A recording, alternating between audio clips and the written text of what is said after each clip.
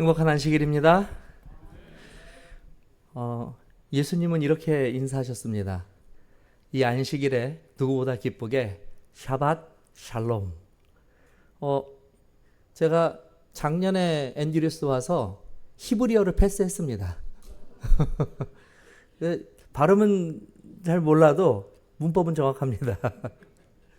샤밧 샬롬. 우리 옆에 계신 분들과 한번 인사해 보겠습니다. 행복한 안식일입니다. 샤밧 샬롬.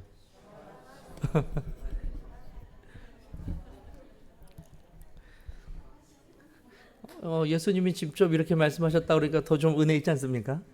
예. 내일 침례 받는 분들이 또 4분이나 있으시다고요. 정말 감동적입니다. 예, 정말 감동적입니다. 전도회가 진행되는 가운데 또 결심한 영혼들이 있다는 것.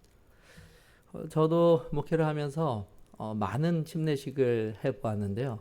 좀 기억에 남는 침례식이 있어요. 앉아 있는데 갑자기 생각이 나더라고요. 한 남 성도였는데요. 성경 공부를 오랫동안 하고 이제 침례를 받기로 결심했는데 이분은 이 성경 공부를 하면서 굉장히 뜨거워졌어요. 그리고 자신이 얼마나 큰 죄인인지를 아주 깊이 자각했어요. 그리고 예수님을 믿고 자기가 새로운 영혼으로 거듭난다는 것에 웬만한 침례받는 사람들이 보이는 리액션 이상으로 이렇게 막 흥분하고 기뻐하고 좋아했어요. 그리고 이제 드디어 그분이 고대하던 침례식 당일이 되었고요. 침례식을 하려고 탕에 들어갔는데 이분이 귀에다 대고 속삭이는 거예요. 그런 말을 들은 목사는 아마 거의 없을 겁니다. 귀에다 대고 뭐라고 속삭였냐면요. 이렇게 속삭이더라고요. 목사님, 오래 담가 주십시오. 저는 죄가 많아서 아주 오래 담가 주셔야 합니다. 고민이 돼요. 이거 얼마나 오래 담가 달라는지도 잘 모르겠고 또 오래 담그면 사실 목사가 힘이 듭니다. 허리를 수그려야 되니까. 침례는 그런 게 아닙니다.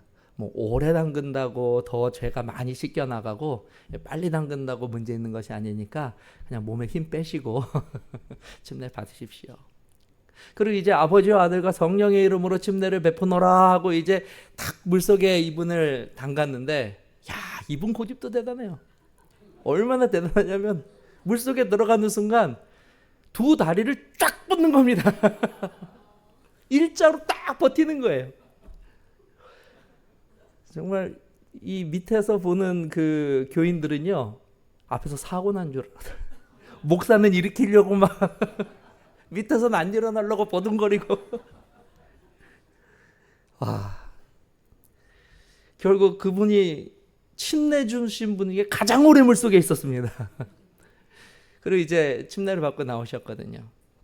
당시에는 한국에서 정말 손꼽히는 큰 교회에서 그분이 침례를 받았는데 침례를 받고 나서는 한국에서 가장 연약한 교회를 스스로 찾아가셨어요.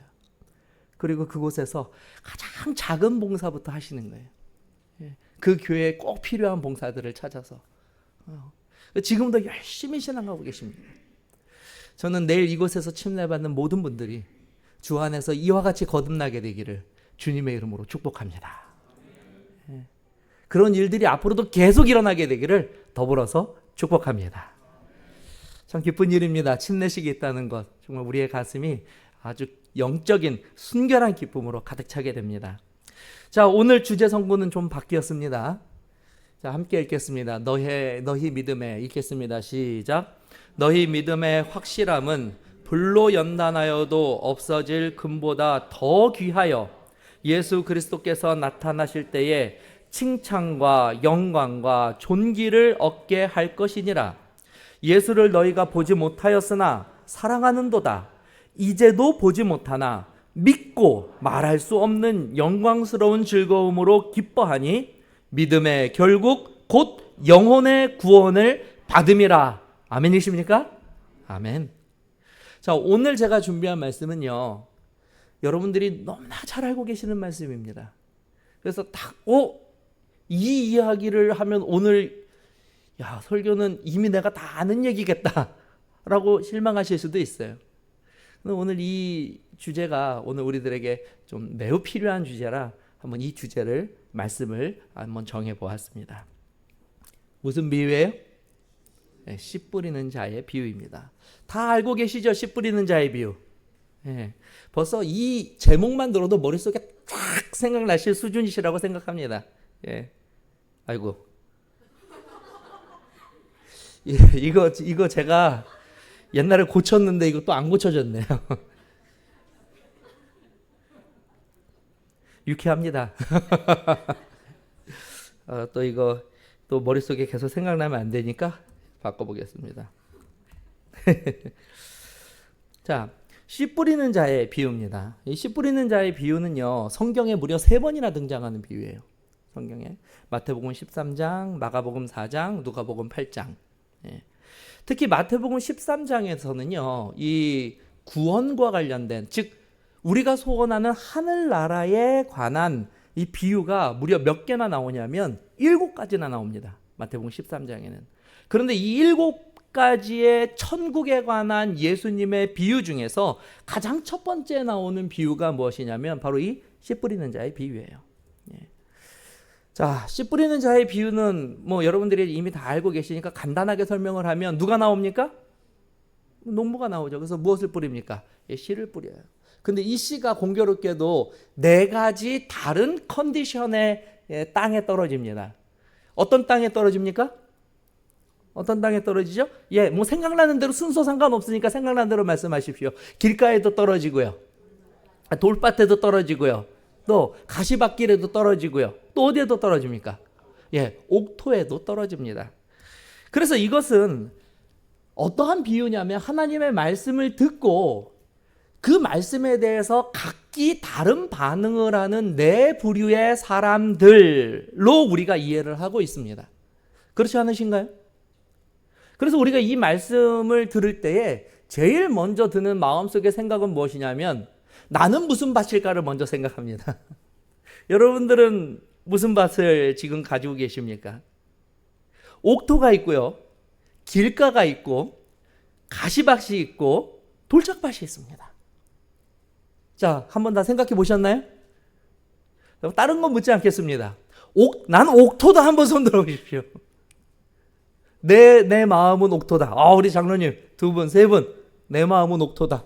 4분. 역시 우리 수준이 다릅니다. 옥토.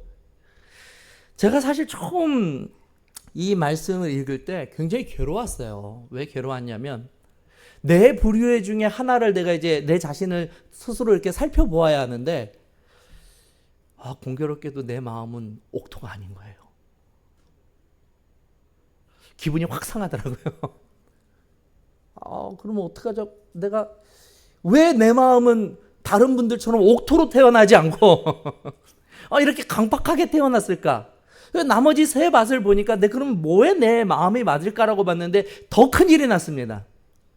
왜 큰일이 났냐면 그 중에 한 가지만 제 마음에 이게 컨디션이 맞으면 내 마음은 이거구나라고 딱 생각할 텐데 길가를 봐도 내 마음 같고 아니 가시밭을 봐도 이것도 내 마음이고 심지어 돌짝밭을 봐도 나는 하나님의 말씀을 그렇게 받는 사람이란 말이죠. 뭐만 아니에요? 희한하게 옥토만 아니에요. 우리 어머니가 아마 신앙을 늦게 시작하셔서 제가 이 모태 신앙이 아니라서 나는 마음이 옥토가 아닌가 보다. 왜 난 옥토가 아닐까? 여러분 사실 이 씨 뿌리는 자의 비유를 볼 때 많은 사람들이 잘못 이 비유를 접근하고 이 비유에 대해서 우리가 은혜 받지 못하는 첫 번째 그 잘못된 단추가 무엇이냐면 이 씨 뿌리는 자의 비유를 보면서 무엇을 하냐면 4가지 중에 어떠한 것이 나에게 내 컨디션일까라고 하는 것을 체크하면서 이 말씀을 보기 때문에 이 비유가 오늘 저와 여러분들에게 예수님께서 원하시는 아주 그 중요한 교훈을 가져다 주지 못하는 것입니다. 틀렸어요. 이것을 체크하라고 우리에게 주신 것이 아닙니다. 그럼 왜 이 말씀을 주셨을까요? 아주 중요한데요.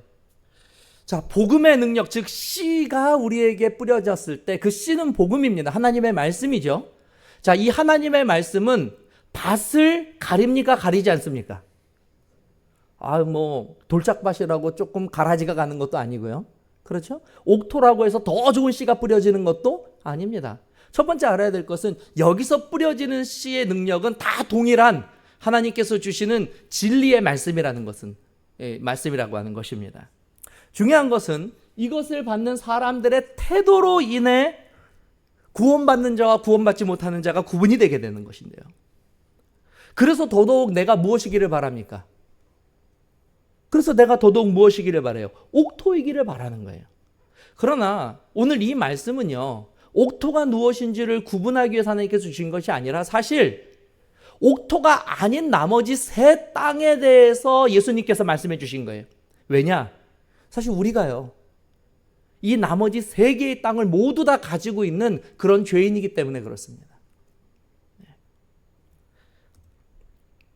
이건 마치 무엇과 같냐면요, 잃은 양의 비유와 똑같아요. 여러분, 99마리의 양은 어디에 있어요?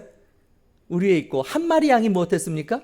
잃어버린 바 되었죠. 하지만 99마리 양은 관심 가질 필요가 없습니다. 왜냐하면 그 비유에서는 99마리는 우리와 상관없기 때문에 그래요.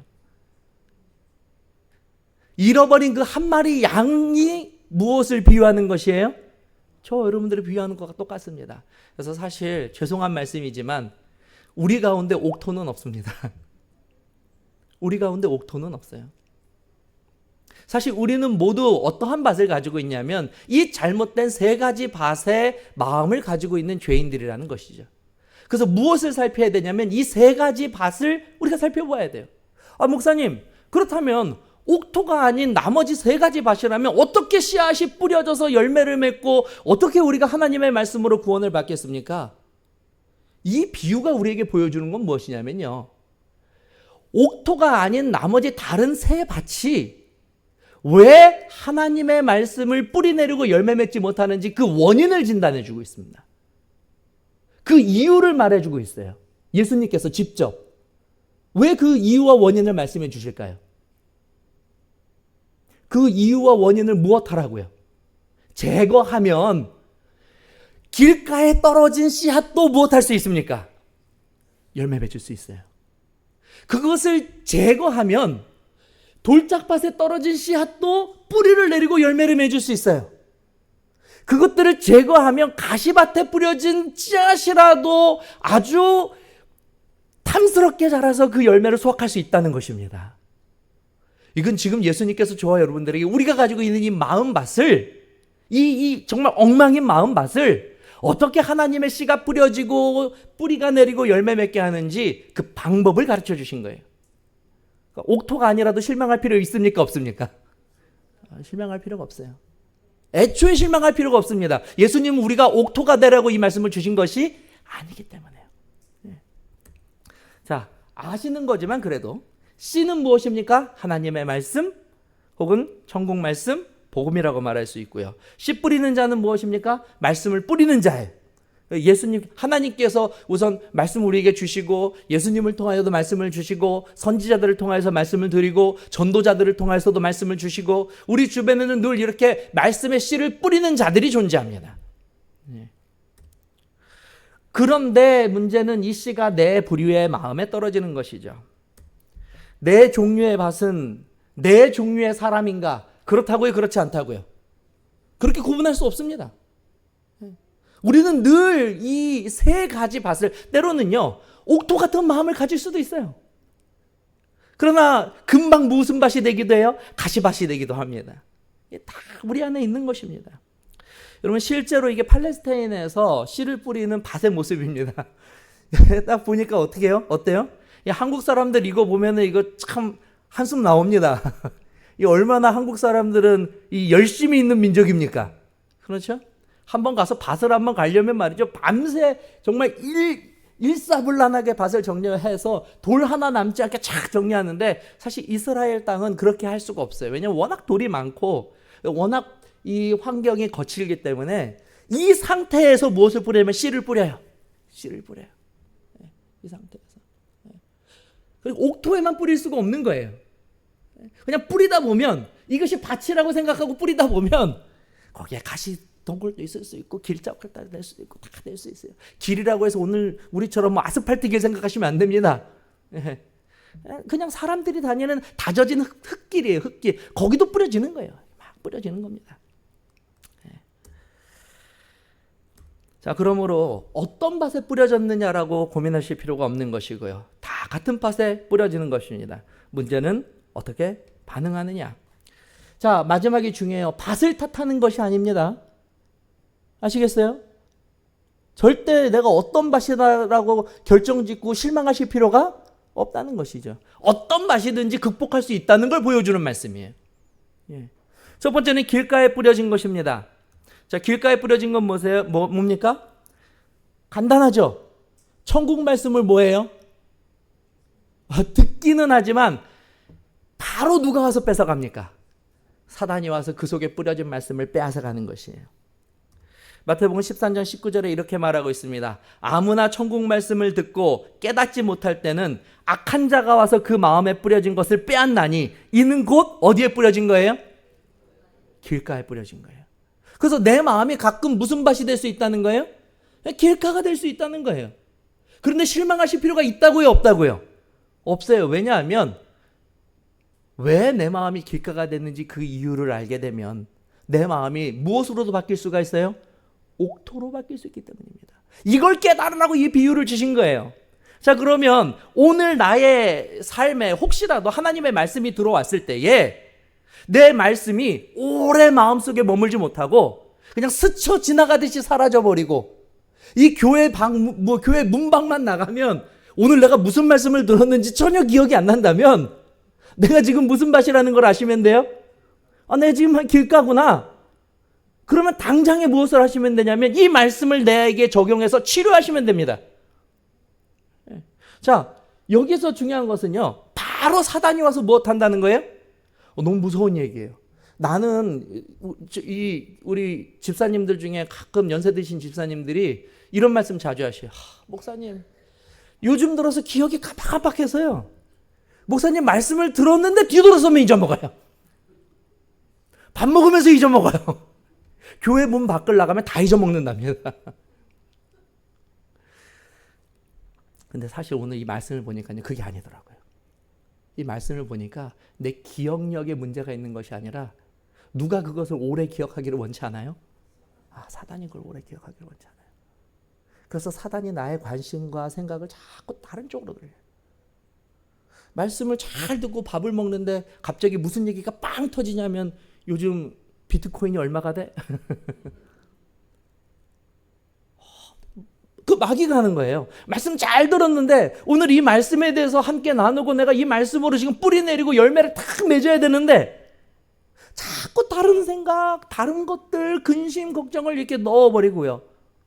저 문을 나갈 때까지 말이죠. 하나님 말씀을 잘 붙잡아야 되는데 이미 다 놓아버리는 거예요. 마귀가 다 하나씩 골라내는 겁니다. 오늘 들은 은혜고 뭐고 다 골라내는 거예요. 이제 우리가 마귀가 무슨 짓을 하는지 알았잖아요. 그럼 어떻게 하면 됩니까? 그거 못하게 하면 돼요. 그거 못하게 하면 돼요. 그래서 이 첫 번째 밭의 솔루션은 이겁니다. 뭘 잡자고요? 새를 잡아야 돼요. 어떤 새입니까? 우리의 생각 속에서 하나님의 말씀을 쪼아먹기 위해서 달려드는 악한 마귀의 새를 쫓아내야 돼요. 여러분, 밭에서 새 쫓아낼 때 뭐 세웁니까? 허사비 세우죠. 우리의 마음 속에, 우리의 생각 속에 무엇을 세워야 돼요? 말씀과 십자가를 세워야 돼요. 제가 정말 감동받은 장로님이 계셔요. 학생 때인데 식사를 다 하려고 그러는데 거기 식사에 모인 분들이 이제 또 그런 얘기가 시작하는 거예요. 근데 장로님이 오셔서 이렇게 하시면 안 돼요. 안식일에 그게 어울리는 말 이러면요 벌써 길가가 콘크리트가 돼버립니다. 이분은 너무 지혜로우셨어요. 얼마나 지혜로우셨냐면 오셔가지고 무슨 얘기해? 그래요. 요즘 말이죠. 이게 뭐 이런 세상 돌아가기 힘든 얘기 뭐 연애 얘기 뭐 그게 참 재밌다. 그런데 오늘 목사님이 한 얘기 중에 이 말씀 중에 이거 참 좋지 않아? 처음에는 이분이 한두 번 이렇게 하는 건 줄 알았는데요. 나중에 보니까 이분이 이게 사역이 있어요. 사역. 밥 먹는데 여기저기 돌아다니면서 오늘 무슨 말씀을 내가 들었는지를 교인들에게 되새겨주는 역할을 하는데 지금 생각해 보니까 그 장로님 최고예요. 최고예요. 그럼 다 그런 분들이 되시기를 바랍니다. 뭘 쫓아야 돼요? 새를 쫓아야 돼요. 그렇게 되면 내 마음이 무엇으로 바뀝니까? 복도로 바뀌어요. 한번 시도해 보십시오. 되나 안 되나? 예수님께서 그걸 바라시고 이 말씀을 주신 거예요. 혹시 너희들 가운데 말씀을 듣고도 금방 이 말씀이 사라져서 받은 바 은혜가 오래 지속되지 못한다면 그것은 바로 마귀가 너희들에게 그와 같은 일을 하는 것이야. 그러니 그 마귀가 그런 짓을 못하도록 영적으로 잘 무장하고 영적으로 하나님 앞에 바로 서게 되면 너희들이 옥토가 될 수 있어. 얼마나 귀한 말씀입니까? 그렇지 않습니까? 네. 사단의 목적은요, 말씀은 들은 자니 이에 마귀가 가서 그들이 믿어 뭘 받지 못하게 하려고요? 말씀 오래 기억하면 구원받을까봐 마귀가요. 무서운 얘기예요. 그러니 오늘 우리의 생각과 마음이 마귀가 그와 같은 일을 하지 못하도록 잘 지키는 것 꼭 이뤄내게 되시기 바랍니다. 네. 자, 그러기 위해서 몇 가지 구체적인 제 제안을 드릴게요. 이게 답은 아닙니다. 제가 말씀을 연구하고 묵상하다 보니까 이렇게 하면 좋겠다. 첫 번째는 말씀을 어떻게 들으면 안 돼요? 피상적으로 들으시면 안 돼요. 집중해서도 들으셔야 돼요. 감사합니다. 집중해서 들으셔야 돼요.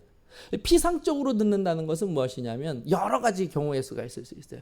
그런데 간혹 가다가 뭐 그런 분들은 안 계시지만 가끔 설교하다 보면 이게 내 얘기가 아니라 다른 사람 얘기처럼 느껴지실 때 있죠.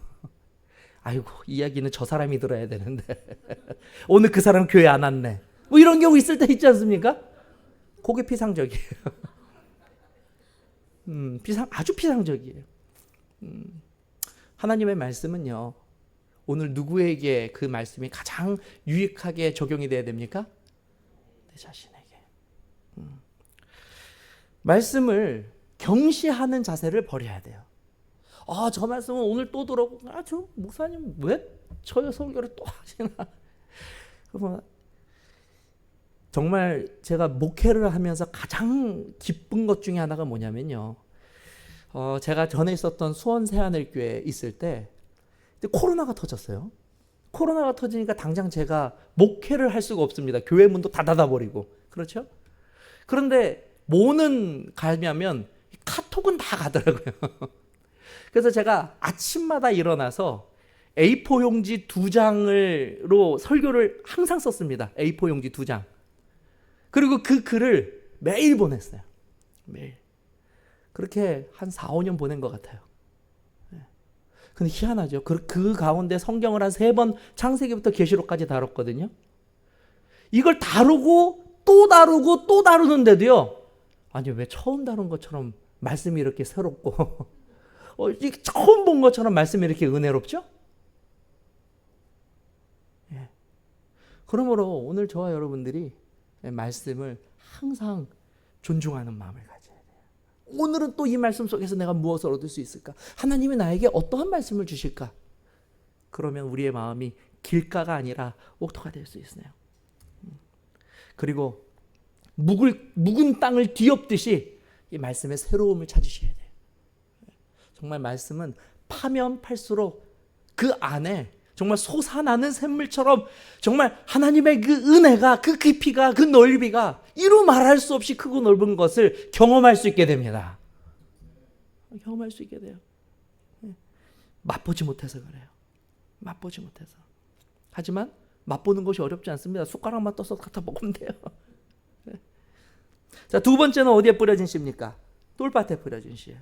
이것은 간단해요. 시련이나 고난 앞에서 들었던 말씀 다 까먹고 무엇하는 거예요? 들었던 말씀 다 까먹고? 루터가요, 종교의 박해가 너무 심하니까 그날도 너무 두렵고 걱정스러운 마음에 완전히 루터가 그냥, 아시죠? 종교개혁하는 루터 아시죠? 워낙에 이 핍박이 심하니까 그날 저녁에 그냥 온몸에 기진을 해가지고 그냥 이러고 있었어요. 그러니까 루터의 아내가 이렇게 들어왔더니 루터가 막 기진맥진해서 이러고 있으니까 말이죠. 물어봤어요. 오늘 누가 죽었습니까? 라고 물었어요.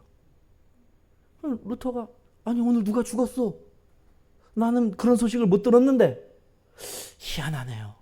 제 생각에는 하나님이 죽으신 것 같습니다. 그래서 루터가 이 사람이 무슨 그런 하나님이 어떻게 죽냐고. 근데 그렇게 하나님이 죽은 것처럼 낭망하고 계십니까? 위대한 개혁자의 위대한 아내예요.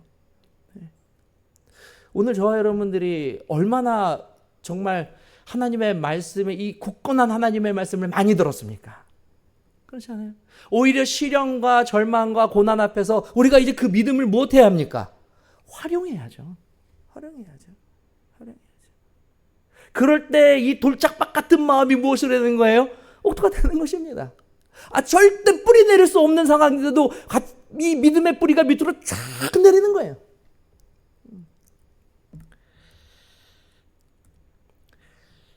우리가 이 일을 위해서는 이렇같이 해야 됩니다. 환난과 시험을 뭐하게 여기면 안 돼요? 나에게만 일어나는 어떤 특별한 저주나 고통처럼 여기시면 절대 안 됩니다. 정말 감동받은 장례가 있었어요. 굉장히 슬픈 장례였습니다.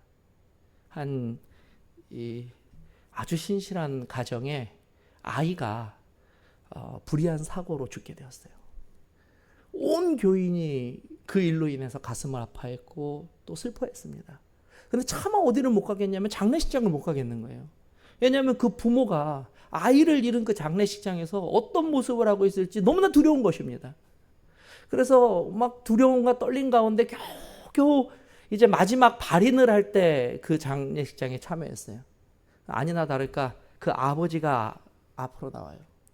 그리고 나서 그 아버지께서 마지막 그 자리에서 이제 대표 인사, 유가족 인사를 하는데 이런 말씀을 하시는 제가 깜짝 놀랐어요.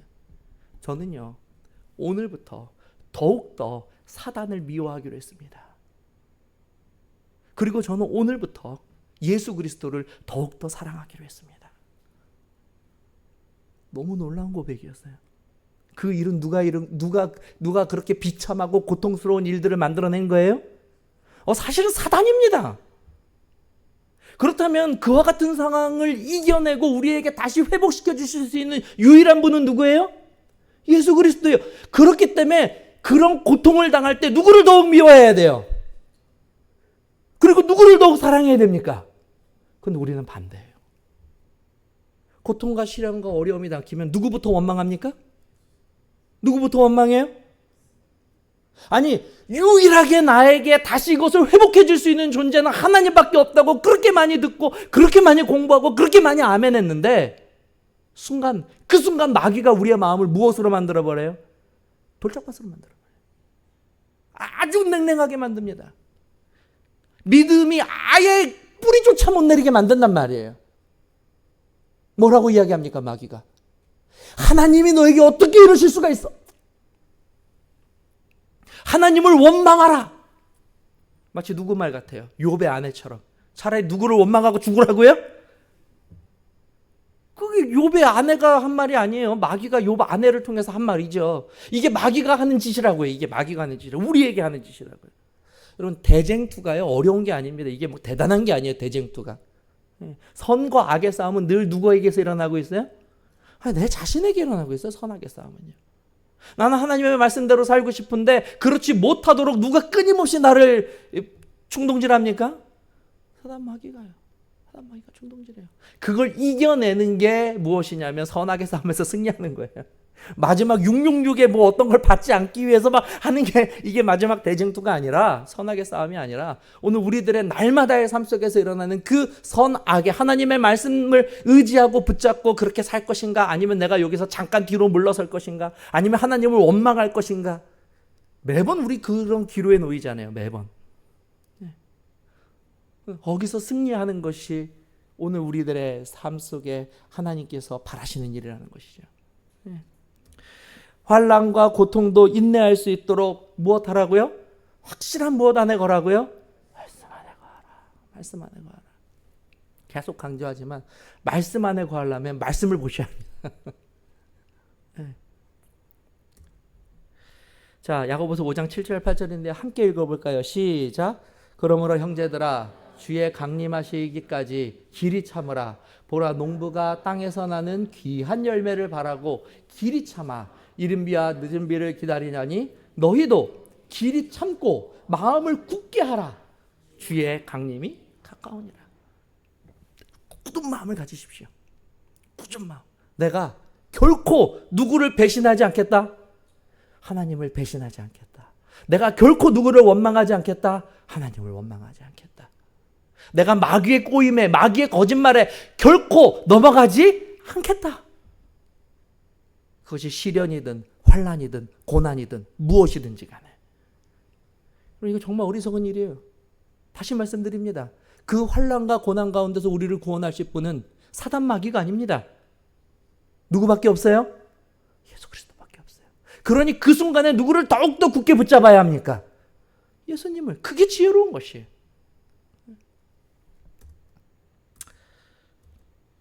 세 번째는 가시떨기에 떨어진 것입니다. 어떤 사람들이라고요? 두 마음을 품은 자들이야. 가시떨기에 떨어졌다는 것은 말씀을 들으나 세상의 염려와 재물의 유혹의 말씀에 막혀 결실하지 못하는 자들입니다. 요즘 시대의 사람들에게 이 말씀은 아주 적합한 말씀인 것 같아요. 왜냐하면 대부분 이 세 가지 이 잘못된 밭들이 내 마음속을 막 헤집고 다니는데 특히 많이 보는 마음의 밭이 이 가시떨기예요. 여러분 가시가 뭔지 아시죠? 가시 이렇게. 근데 이 가시떨기가 뭐가 문제냐면요. 안에 이게 떨어지면요. 뭐는 자라냐면 뿌리도 내리고 줄기도 자라요. 근데 뭘 맺으려고 하면요. 열매를 맺으려고 하면 가시가 찔러요. 그래서 열매를 상하게 만들어요. 겉으로 볼 땐 멀쩡한데 말이죠. 자꾸 뭘 하려고 그러면 콕콕 찔러가지고 말이죠. 그것이 무엇입니까? 콕 찌르는 것이. 내가 좀 신앙적으로 뭔가 해보려고 하는데 자꾸 뭐가 따라와요? 뭐가 따라와요? 세상의 염려. 근데 이렇게 하다가 내가 세상적으로 손해보는 거 아닌가? 내가 이렇게 교회에 충성하거나 내가 하나님의 말씀을 열심히 보거나 이러면 내가 좀 뒤처지는 거 아닌가? 자꾸 와서 찔러요. 열매를 맺으려고 그러는데 자꾸 찌른단 말이에요. 제가 목회 처음 나왔어요. 전도사. 차주영 전도사. 그 당시에 몇 년 차였냐면요. 0년 차였습니다. 0년 차.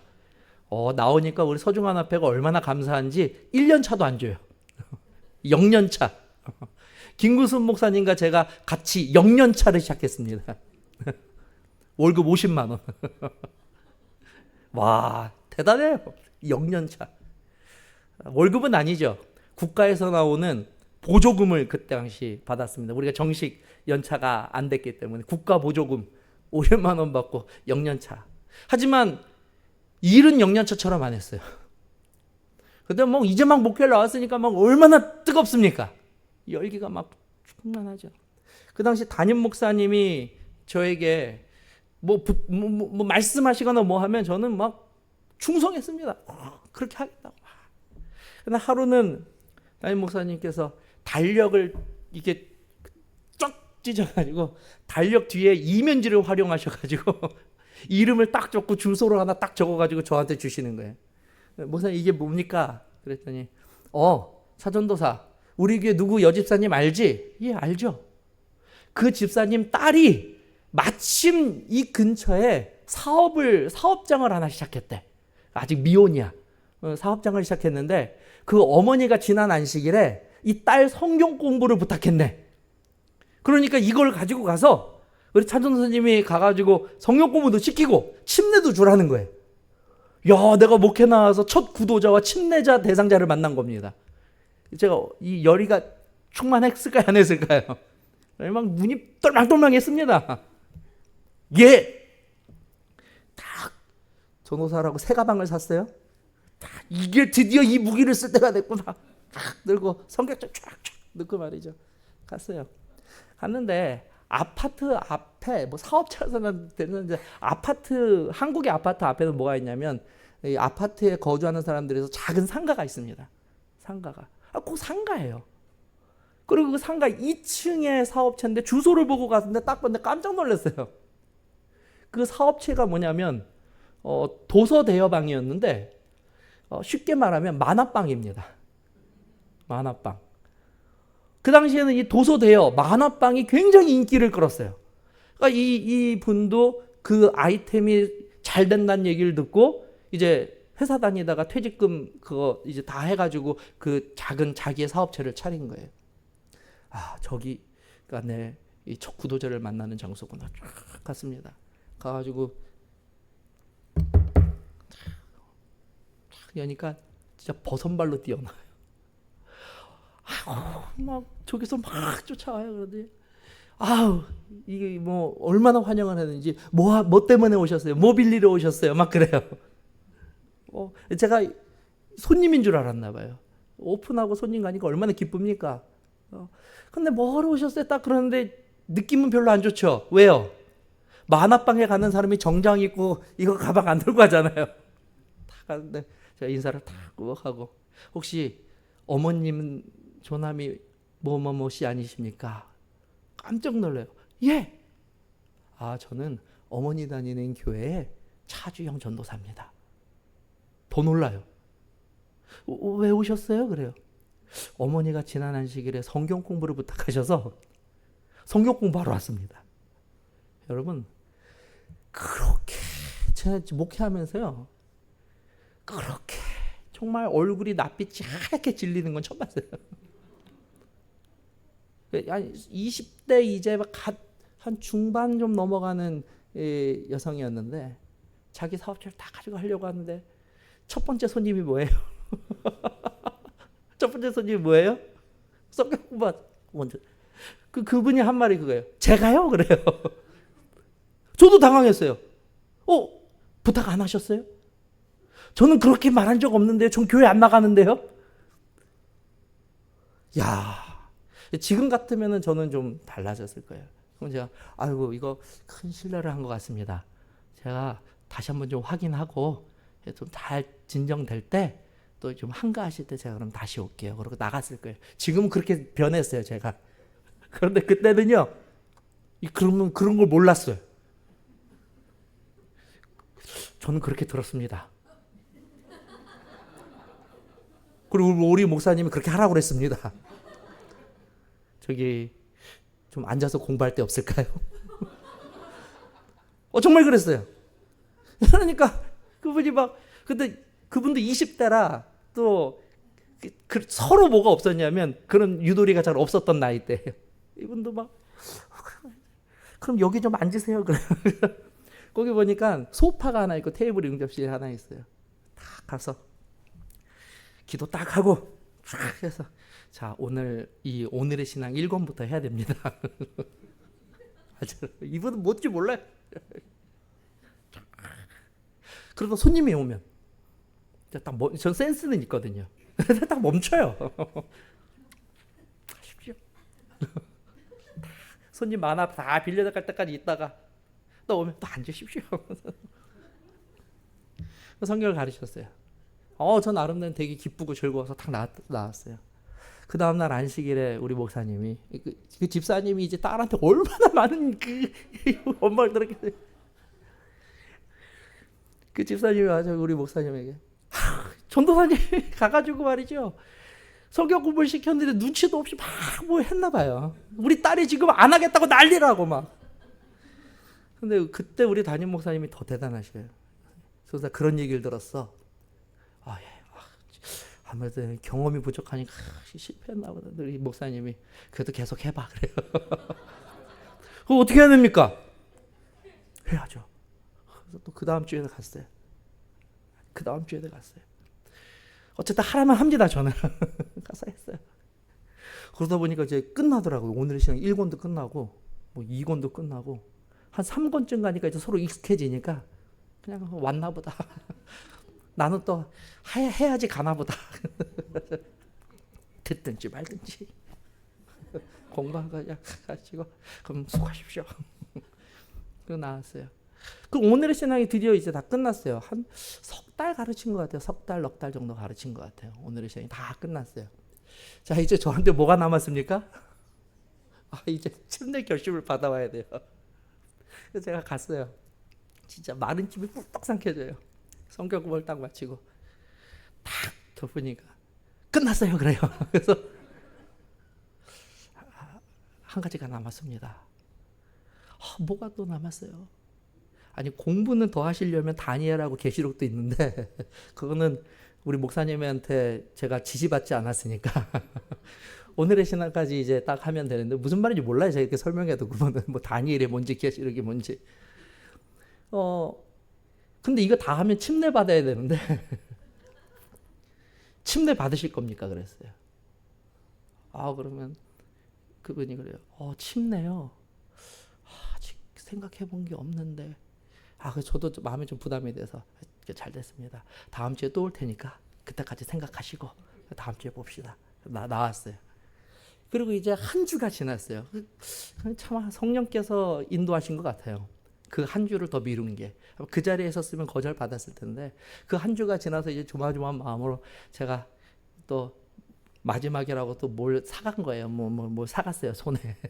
다 갖다 놓고 이제 결심하셨어요. 그래요. 제가 물어봤어요. 결심하셨어요? 그랬더니 그분이 그래도 어떻게 대답하냐면 질문이 하나 있는데 전사님 이 질문에 답을 해주시면 제가 침례 받을 수도 있어요. 그래요. 이거 웬일입니까? 그래서 뭐든지 질문하시라고. 그때 했던 질문이 뭐냐면 전사님 제가 침례 받으면 이 도서 대여방이 잘 될까요? 그게 그분의 그게 그분의 질문이었어요. 침례를 받는 조건이었어요. 다시 말씀드리지만 지금의 저라면 그렇게 대답 안 합니다. 근데 그 당시에는요. 신학과 졸업한 지 이제 몇 달 되지 않아 가지고 교수님들이 하라는 대로 이렇게 이 머릿속에 그게 딱 들어가 있어 가지고 말이죠. 아니요. 그걸 기복신앙이라고 하는데요. 이 기독교에서는 이 기복신앙은 옳지 않습니다. 이 침례를 받으신다고 해도 만화방이 잘 될지 이 도서대여점이 잘 될지 안 될지는 사실 장담드릴 수 없습니다. 이걸 잘했어요? 잘못했어요? 눈빛이 조금 틀리시는데 장로님 제가 잘했어요? 못했어요? 정답인데 좀 애매하시죠?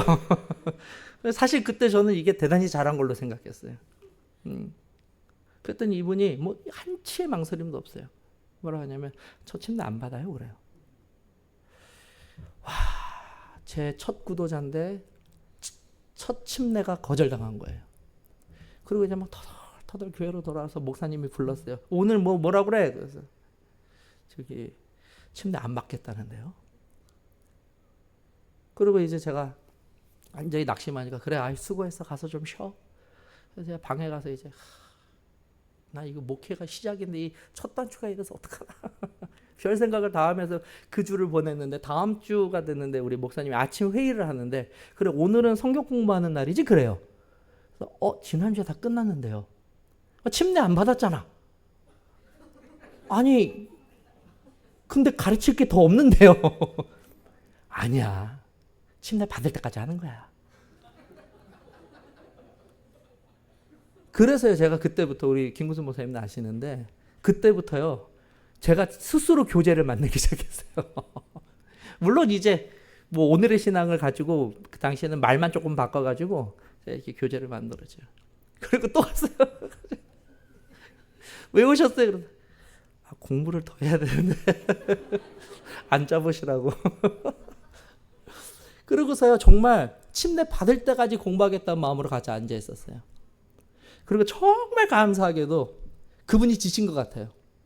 한 11월인가 됐던 것 같아요. 제가 이제 그 교회에서 나올 때가 됐었던 비슷할 텐데 어느 날 갔더니 침례 받을게요 그래 갑자기. 됐다. 그분 침례 받았어요. 침례 받았어요. 그게 이제 제 첫 침례자입니다. 그러고 나서 이제 그 교회를 떠나고 이제 이곳에서 저곳에서 4년, 3년, 4년, 1년 그리고 4년 이렇게 쭉 시간이 지났어요. 근데 한 10여 년 정도 지났는데 제가 인천에 있는 한 지역교회 또 지금처럼 부흥 강사로 또 초대를 받았어요. 또 준비해가지고 이제 가서 말씀을 하는데, 제가 인천 지역에 온다 그러니까 당시에 제가 첫 교회가 인천교회인데 그 교회에서 소문을 듣고 이 마음씨 좋은 집사님들이 응원하신다고 찾아왔어요, 저녁에. 앞에 집사님 너무 반가워요. 그리고 한 집사님은 제가 냉면을 좋아한다고 그랬는데 냉면을요 육수까지 만들어가지고 그걸 지하철 타고 또 들고 와주셨어요. 야, 참 얼마나 감사한지 말이죠. 그분들 만나가지고 자꾸 회포를 풀면서 이 얘기 저 얘기 하는데 저한테 뭐가 제일 궁금해요? 그분 만화방이. 그래서 그분은, 그 여자분 만화방 어떻게 됐어요? 그랬어요. 그랬더니 이 집사님들이 얼마나 실망스러운 말을 하는지, 다 접었어 그래요. 망했어 다 접었어 그래요. 야, 정말 하늘이 노래요. 망했어요. 다 접어버렸대요. 뭐예요 요즘? 그래. 뭐 하기는 하면서 막 지난주에 애 안고 교회 왔던 걸 그래요.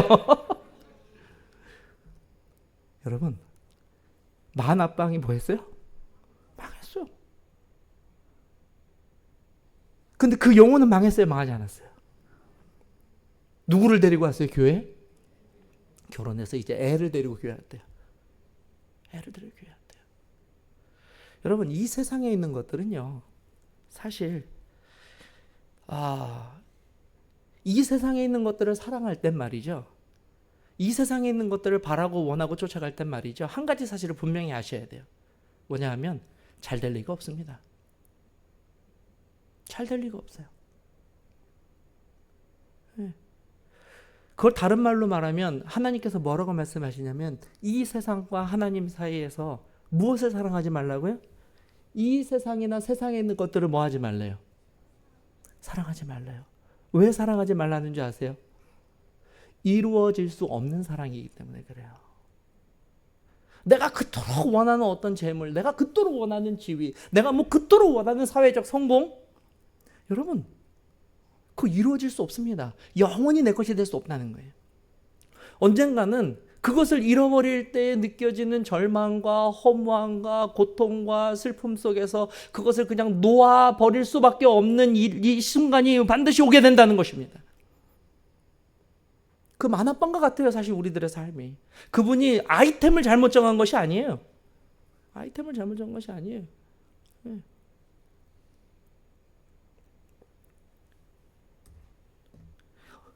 우리가 이 마지막 가시밭길로부터 우리가 하나님의 말씀을 지키고 뿌리내리고 열매 맺으려면요, 어떻게 해야 합니까? 이루어질 수 없는 사랑이라는 것을 깨닫고 알아야 돼요. 이루어질 수 없다는 걸. 누가복음 12장 15절 21절이잖아요. 함께 읽겠습니다. 시작. 그들에게 이르시되 삼가 모든 탐심을 물리치라. 사람의 생명이 그 소유에 넉넉한 데 있지 아니하니라 하시고, 또 비유로 그들에게 말하여 이르되 한 부자가 그 밭에 소출이 풍성하매 심중에 생각하여 이르되 내가 곡식 쌓아둘 곳이 없으니 어찌할까 하고, 또 이르되 내가 이렇게 하리라. 내 곡간을 헐고 더 크게 짓고 내 모든 곡식과 물건을 거기 쌓아두리라. 성공한 인생입니까? 사업 확장하겠다는 거 아니에요. 성공한 인생이죠. 그런데 다음 말씀은 이래요. 또 내가 내 영혼에게 이르되 영혼아, 여러 해 쓸 물건을 많이 쌓아두었으니 평안히 쉬고 먹고 마시고 즐거워하자 하리라 하되, 하나님은 이르시되 어리석은 자여, 오늘 밤에 내 영혼을 도로 찾으리니 그러면 내 준비한 것이 누구의 것이 되겠느냐 하셨으니, 자기를 위하여 재물을 쌓아두고 하나님께 대하여 부요하지 못한 자가 뭐와 같아요? 이와 같으니라. 잘못된 사랑은 잘못된 결과를 가져옵니다. 그러므로 땅에 있는 지체를 죽이라. 곧 음란과 부정과 사욕과 악한 정욕과 탐심이니 탐심은 우상숭배니라. 이것들로 말미암아 하나님의 진노가 임하느니라. 가질 수 없는 것은 과감하게 포기할 줄 알아야 합니다.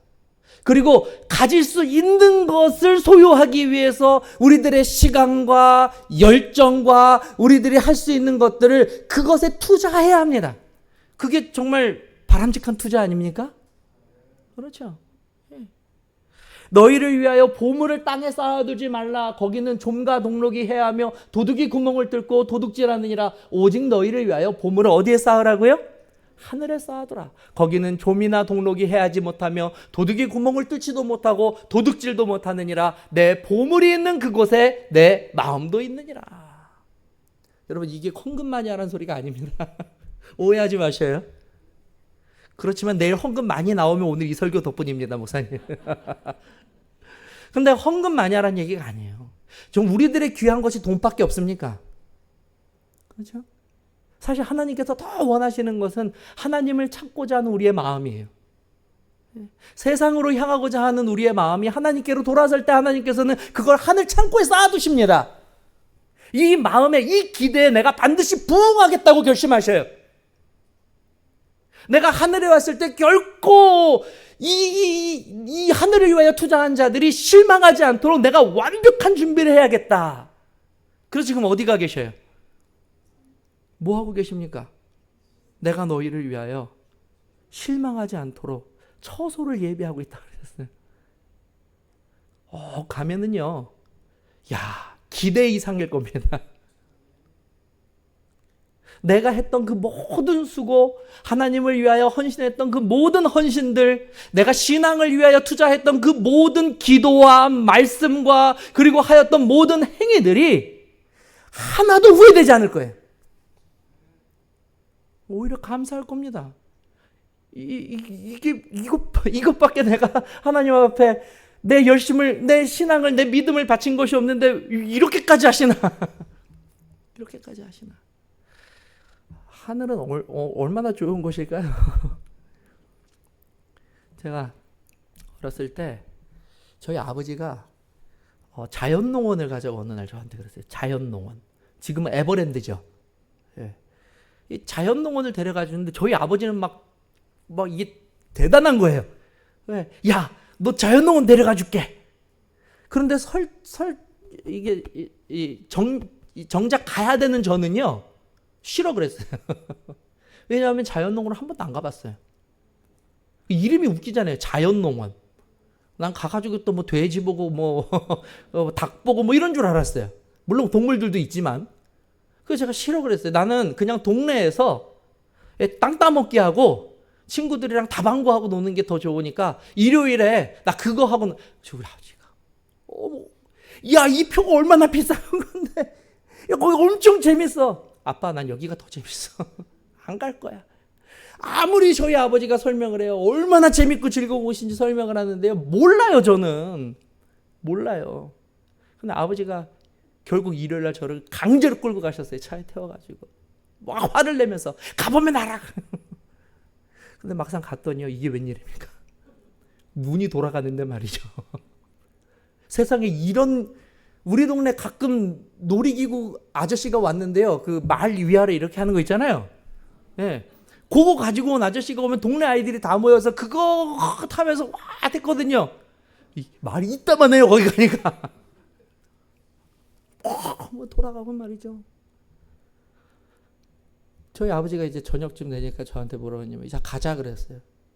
근데 뭐라고 그랬을까요, 제가? 안 가. 하늘은 이런 곳입니다. 우리가 상상할 수 없어요. 그냥 좋다는 말 외에는, 너무 좋은 곳이라고 하는 말 외에는, 이 땅에 있는 모든 것을 내가 다 포기하고서라도 반드시 들어가야 될 나라라고 하는 것 외에는 설명할 길이 없어요. 가보시면 압니다. 가보시면 알아요. 네. 자, 오늘 말씀 정리하겠습니다. 자, 우리가 마음의 밭을 옥토가 되기 위해서는 세 가지를 하시면 돼요. 뭘 잡아요? 참새를 잡아요. 뭐를 내려야 돼요? 뿌리를 잘 내야 돼요. 그리고 뭘 제거해요? 덤불을 제거해야 돼요. 이것은 이 말씀입니다. 말씀을 삶의 중심에 두고 생활해야 하며, 환란이 있다고 그것 때문에 낙망하거나 포기하지 말고 여전히 믿음의 뿌리를 내리기 위해서 기도하면서 전진하셔야 됩니다. 세상 것들을 사랑하는 마음을 거절하셔야 돼요. 거룩한 자신의 마음을 하나님께 내 마음이 향할 수 있도록 준비하셔야 됩니다. 그러면 이곳에 있는 모든 분들이 다 무엇이 될 수 있어요? 옥토가 될 수 있어요. 구원에 합당한 하나님의 자녀가 될 수 있다는 겁니다. 그걸 말씀해 주시기 위해서 이 씨 뿌리는 자의 비유를 말씀해 주신 거예요. 우리를 구분지어 가지고 자 저기 분단에 앉아 있는 사람은 가시밭, 여기 앉아서 돌짝밭, 여기는 뭐 무슨 밭 이렇게 나누려고 하시는 것이 아니라 너희들이 그런 마음을 비록 가지고 있을지라도 내가 다 안다. 그런데 방법이 있어. 방법이 있어. 반드시 이 방법을 따라서 하나님 나라에 성공적으로 들어올 수 있어. 구원받을 수 있어. 예. 사랑하는 성도 여러분, 오늘 우리들의 삶이 순수한 신앙으로 가득 차게 되기를 바랍니다. 거룩한 목적으로 저와 여러분들이 신앙을 하게 되시길 바라요. 그리고 거룩한 기쁨으로 하나님 앞에 서게 되시기를 바랍니다. 그 구원의 기쁨이 우리 모든 성도님들과 저에게 충만하게 임하기를 바라며 말씀을 마치겠습니다.